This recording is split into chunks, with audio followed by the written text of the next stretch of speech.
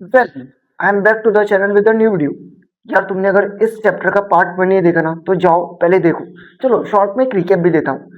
इस चैप्टर में पर्टिकुलरली हमने बहुत प्रॉपर तरीके से कुछ बेसिक्स को कवर किया। मैंने तुम्हें बताया स्केर्सिटी क्या होता है, स्केर्सिटी के साथ साथ इकोनॉमिक्स का मतलब क्या होता है, कि रिसोर्सेज लिमिटेड है, लिमिटेड रिसोर्सेज को आपको सिस्टमेटिकली कैसे मैनेज करना है कि कमी ना हो। यार जेब में तो 10 ही रुपए है, अगर सारा पैसा एक जगह पर खर्च कर दूंगा तो कहीं ना कहीं तो खर्चे की कटौती होगी।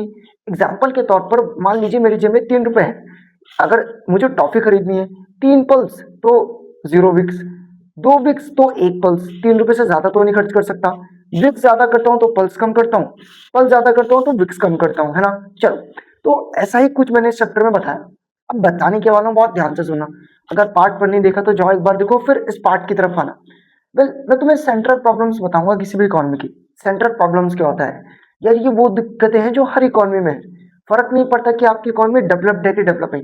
इंडिया जैसे कि एक ऐसा नेशन है जो कि अभी डेवलप हो रहा है, चाइना एक ऐसा नेशन जो कि डेवलप हो चुका है। एग्जाम्पल के तौर पर बताता हूँ। यार मुझे एक बात बताओ, तुम्हें समुंदर दिख रहा है, इस समुंदर में तुम्हें दूर छोटा सा जहाज दिख रहा है और एक बड़ा जहाज दिख रहा है। अब पानी में हलचल तो होगा, टर्बुलेंस तो होगी। चाहे नाव, चाहे जहाज बड़ा हो, चाहे जहाज छोटा हो, हलचल तो देखने को मिलेगा। तो वही चीज है यार, फर्क नहीं पड़ता कि कंट्री डेवलप्ड है कि कंट्री डेवलपिंग है। हर कंट्री में कुछ दिक्कतें होती हैं, और वेल उन्हीं दिक्कत को क्या बोलते हैं हम, सेंट्रल प्रॉब्लम्स। क्या बोलते हैं, सेंट्रल प्रॉब्लम्स। चलो क्लियर, अब ध्यान से सुनो। वेल, सेंट्रल प्रॉब्लम्स में 3 दिक्कतें मैं तुम्हें बताऊंगा, हर एक इकोनॉमी में देखने को मिलता है। पहला, व्हाट टू प्रोड्यूस, क्या बनाए। दूसरा, हाउ टू प्रोड्यूस, कैसे बनाए। और तीसरा, whom टू प्रोड्यूस, किसके लिए बनाए। आओ पहले समझते हैं व्हाट टू प्रोड्यूस। यार बहुत सिंपल है भाई, किसी भी इकोनॉमी में रिसोर्सेज तो लिमिटेड है। अब अगर किसी भी इकोनॉमी में रिसोर्सेज लिमिटेड है तो वो इकोनॉमी सारे गुड्स एंड सर्विसेज नहीं बना सकता। उसको डिसाइड करना पड़ता है कि किस कमोडिटी को बनाया जाए और किस कमोडिटी को कितना क्वांटिटी में बनाया जाए। यार सिंपल है ना। अब अगर किसी भी इकोनॉमी में रिसोर्सेज लिमिटेड है, तो अगर लिमिटेड रिसोर्सेज के केस में आप एक गुड्स को ज्यादा करेंगे तो दूसरे गुड्स को कम करोगे, और दूसरे गुड्स को ज्यादा कम करोगे तो पहले गुड्स को कम करोगे, ऑब्वियसली, क्योंकि रिसोर्सेज तो लिमिटेड है। तो वही चीज है कि अगर आप एक गुड्स की क्वांटिटी को ज्यादा करते हो तो दूसरे गुड्स की क्वांटिटी को क्या करना पड़ेगा, कम, क्योंकि रिसोर्सेज क्या है, लिमिटेड। और यही से एक प्रॉब्लम देखने को मिलता है, problem of choice. Well, problem of choice का मतलब क्या है, मैं सब कुछ नहीं बना सकता। एग्जाम्पल के तौर पर तुम्हारे पास 100 रुपए आए, अब तुम्हें स्कूल की फीस भी देनी है, तुम्हें मूवी देखने भी जाना है, तो तुम क्या करोगे, जो नीड्स अर्जेंट है पहले उसको पूरा करोगे। ऑब्वियस, पढ़ना लिखना जरूरी है तो स्कूल की फीस देना है ना। चलो, या अगर तुम्हें भूख लगी है और तुम्हें रेस्टोरेंट जाकर मौज मस्ती करनी है, या तुम्हें क्लब जाना है, नाचना है, तो वेल मुझे ऐसा लगता है कि यार पहले तुम अपना पेट भरोगे। तो बस वही है, तो व्हाट टू प्रोड्यूस का मतलब बनाना क्या है, क्योंकि रिसोर्सेज लिमिटेड है, एक चीज ज्यादा तो दूसरी चीज कम। तो यहाँ आता है प्रॉब्लम ऑफ चॉइस कि मैं किसको चूज करूं। आपको बहुत सिंपल सोचना है कि जो नीड्स अर्जेंट है पहले उसको कीजिए, जो नीड्स अर्जेंट नहीं है उसको पोस्टपोन कर दीजिए। तो मुझे बताओ, अगर मैं तुमसे पूछता हूँ problem of what to produce क्या होता है, समझ गए। वाइस वर्सा मतलब होता है उल्टा, क्या उल्टा, कि जो नीड्स अर्जेंट है पहले उसको पूरा किया, और जो नीड्स अर्जेंट नहीं है उसको आपने नहीं किया। एग्जाम्पल के तौर पर कोई एक इकोनॉमी है, उसमें दो गुड्स आप बना सकते हैं, एक तो मिलिट्री गुड्स, मिलिट्री गुड्स मतलब आर्म्स एंड वेपन्स, और एक सिविलियन के लिए लग्जरी गुड्स। तो अगर पाकिस्तान के साथ वॉर चल रहा है तो आर्म्स एंड वेपन्स बनाइए, लग्जरी गुड्स कम बनाइए। भाई आर्म्स एंड फाइट नहीं चल रही है, कंट्री में पीस है, तो लग्जरी गुड्स ज्यादा बनाए, आर्म्स एंड वेपन्स कम, समझ गए। तो जो नीड्स अर्जेंट है पहले उसको पूरा कीजिए, और जो नीड्स अर्जेंट नहीं है उसको पोस्टपोन कर दीजिए। चलो, तो बच्चा कहता है आपने प्रॉपर तरीके से क्लियर किया कि व्हाट टू प्रोड्यूस तो क्या है। अब बताइए हाउ टू प्रोड्यूस। यार बड़ा सिंपल है, हाउ टू प्रोड्यूस मतलब कैसे बनाएं। किसी भी चीज को बनाने के दो तरीके होते हैं, एक लेबर इंटेंसिव, एक कैपिटल इंटेंसिव। जब किसी भी चीज को बनाने के लिए आप ज्यादातर लोगों का यूज करते हैं तो वो आ जाता है लेबर इंटेंसिव। जब किसी भी चीज को मैन्युफैक्चर करने के लिए आप पैसे का यूज करते हैं उसको बोलते हैं कैपिटल। अब पैसा से मेरा मतलब सुनो क्या है। यार इंडिया जैसी कंट्री जहाँ पॉपुलेशन ज्यादा है, पैसों की कमी है, अगर आप ज्यादा मशीन्स का यूज करेंगे मतलब मशीन्स काम करेंगी तो लोगों को आप रोजगार तो नहीं दे सकते। इंडिया जैसी कंट्री जहां पर कि आपको रोजगार क्रिएट करना है और पॉपुलेशन ज्यादा है, तो वहां आप किस टेक्निक ऑफ प्रोडक्शन का यूज करें, लेबर इंटेंसिव।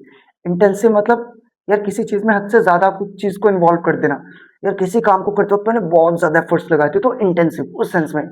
तो अब अगर मैं तुमसे पूछता हूँ कि किसी भी चीज को कैसे बना सकते हैं, तो आप कहेंगे किसी भी चीज को बनाने के दो तरीके हैं। एक ही लेबर इंटेंसिव कि आप ज्यादा लेबर का यूज करें, पैसे का यूज आप क्या करें, कम। कंट्री जैसे इंडिया, जब इंडिया जैसी कंट्री, सॉरी, जहाँ पॉपुलेशन ज्यादा है, वहाँ लेबर इंटेंसिव सही रहेगा। यार अमेरिका जैसी कंट्री जहाँ पैसा भरपूर है लेकिन लोगों की कमी है, तो वहाँ पैसे का यूज कीजिए। पैसे का यूज करने से मतलब है पैसा लगाकर मशीन्स को परचेज कीजिए और लोगों को कम हायर कीजिए। तो वेल वो डिपेंड करता है, समझ गए, कि किसी कंट्री में आप लेबर इंटेंसिव टेक्निक का यूज करेंगे, किसी कंट्री में आप कैपिटल इंटेंसिव टेक्निक का यूज करेंगे। जहां पर जो तरीका चलता है वहां पर वो तरीका यूज कीजिए। चलो अब आगे आते हैं, अब आगे सुनना। यार तीसरी दिक्कत वही, होम टू प्रोड्यूस, किसके लिए बनाए। अब तुम समझ पा रहे हो, दिक्कतें वही तीन कॉमन है क्या, what to produce, how to produce और होम टू प्रोड्यूस। अब मैं तुम्हें क्या बता रहा हूँ, whom to produce. Whom to produce मतलब किसके लिए बनाए। यार बड़ा सिंपल है, यार किसके लिए बनाना है ये आप कैसे रिलेट करोगे। भाई देखो, किसी भी इकोनॉमी में अगर अमीर लोग हैं ऑब्वियस उनके लिए बनाइए, अगर किसी भी इकोनॉमी में गरीब लोग हैं तो उनके लिए बनाइए। अब ये हमें कैसे पता चलेगा, और बताता हूँ। चलो देखो, ये प्रॉब्लम कंसर्न करती है कि जो आपने सामान बनाया उसको बेचना किसको है। गुड्स एंड सर्विसेज आप उस सेक्शन ऑफ सोसाइटी के लिए अगर बना रहे हैं जिसकी परचेजिंग पावर कम है, मतलब ऑब्वियस है ना, मैं कितना कितना सामान खरीद सकता हूँ वो मेरी इनकम पर डिपेंड करता है। मेरी जितनी ज्यादा इनकम, मैं उतना ज्यादा सामान खरीद पाऊंगा। तो वही चीज है कि आपको किसी कंट्री की परचेजिंग पावर भी देखनी है। किसी भी इंसान की परचेजिंग पावर उसकी इनकम पर डिपेंड करती है। भाई इनकम कोई इंसान कैसे कमा सकता है। भाई मेरी जमीन है तो मैंने किराया ले लिया, उसे रेंट बोलते हैं। मैंने मजदूरी कर ली, मैंने जॉब कर ली, सैलरी या वेजेस कमा ली। मैंने मालिक बन के रिस्क लिया, मैंने प्रॉफिट कमा लिया। मैंने किसी को पैसा उधार दिया तो उसमें ब्याज इंटरेस्ट ले लिया। तो इन्हीं तरीकों से कोई भी इंसान पैसा कमा सकता है। तो कभी भी किसी भी इकोनॉमी में जब आप सामान बेचते हैं, लोगों के पास कितना पैसा है उसके अकॉर्डिंगली आपको प्रोडक्ट का प्राइस डिसाइड करना है। एग्जाम्पल के तौर पर, अगर कोई कंट्री है, कंट्री में डिस्ट्रीब्यूशन ऑफ रिसोर्सेज इक्वल है, मतलब अमीर गरीब में ज्यादा फासला नहीं है, सभी के पास एक समान पैसा है, तो अमीरों के लिए बना है। किसी भी कंट्री में अनइक्वल डिस्ट्रीब्यूशन ऑफ रिसोर्सेज है, अमीर बहुत ज्यादा अमीर है, गरीब बहुत ज्यादा गरीब है, तो इस केस में आप किसके लिए बनाए, पुअर के लिए। क्लियर। चलो तो मुझे लगता है कि तुम समझ गए सेंट्रल प्रॉब्लम्स ऑफ इकोनॉमी क्या होता है। अब यहाँ पर तुम्हें यही बता रखा है, चाहे कंट्री डेवलप्ड हो चाहे कंट्री डेवलपिंग हो, हर कंट्री में आपको ये दिक्कतें देखने को मिलती है। कौन सी, जिनका मैं जिक्र कर रहा हूँ, किन दिक्कतों का जिक्र मैं कर रहा हूँ, सेंट्रल प्रॉब्लम्स ऑफ इकोनॉमी। और इन दिक्कतों को कैसे सॉल्व करना है, कंट्री में कैसे लिमिटेड रिसोर्सेज को बेस्ट या सिस्टमेटिक वे में यूज करना है, इसी को तुम क्या बोलते हो, इकोनॉमिक सिस्टम। क्या बनाए, कैसे बनाए, किसके लिए बनाए, इसी दिक्कत को सुलझाना है और इसी के लिए हम इकोनॉमिस्ट को हायर करते हैं। चलो अब ध्यान से देखते चलना। अब यार एक क्वेश्चन बनता है, इकोनॉमीज क्या होती हैं, मतलब आर्थिक व्यवस्थाएं कितनी प्रकार की होती हैं। ऑब्वियसली यार तीन। अब तुम कहोगे कौन कौन से तीन प्रकार बताओ। एक मार्केट इकोनॉमी, एक सेंट्रली प्लान्ड इकोनॉमी और एक मिक्स्ड इकोनॉमी।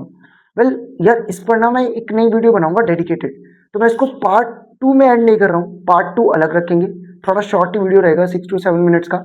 इसके बाद में तुम्हें पार्ट 3 जब लेकर जाऊंगा वहां इन डेप्थ बताऊंगा कि कैपिटलिज्म क्या होता है, मिक्स्ड इकोनॉमी क्या होता है, सोशलिज्म क्या होता है। बहुत इंपॉर्टेंट चीज है, ये क्लास 11th का कॉन्सेप्ट है जो कि उन्होंने क्लास 9th में ऐड किया, और वेल तुम्हें प्रॉपर तरीके से क्लियर होना चाहिए। चलो तो मुझे लगता है कि तुमने पार्ट 1 पार्ट 2 देखा होगा, तब तुम इसके बाद पार्ट 3 की तरफ जाओगे। अगर तुम्हें वीडियोस पसंद आ रही हैं और तुम एंड तक देखते हो तो यार कमेंट करो। वेल बहुत ज्यादा मोटिवेशन मिलता है ना, और मैं इसी तरीके से कंसिस्टेंटली वीडियोस बनाता रहूंगा। वेल तुम्हें कोई डाउट हो तो नीचे कमेंट सेक्शन में तुम कमेंट कर देना। वेल उसको लेकर भी बहुत जल्दी हम प्रॉब्लम को रिजॉल्व करेंगे। मिलते हैं एक अगली वीडियो और कुछ नई इंटरेस्टिंग और कुछ क्रिएटिव स्लाइड्स के साथ। Well thank you.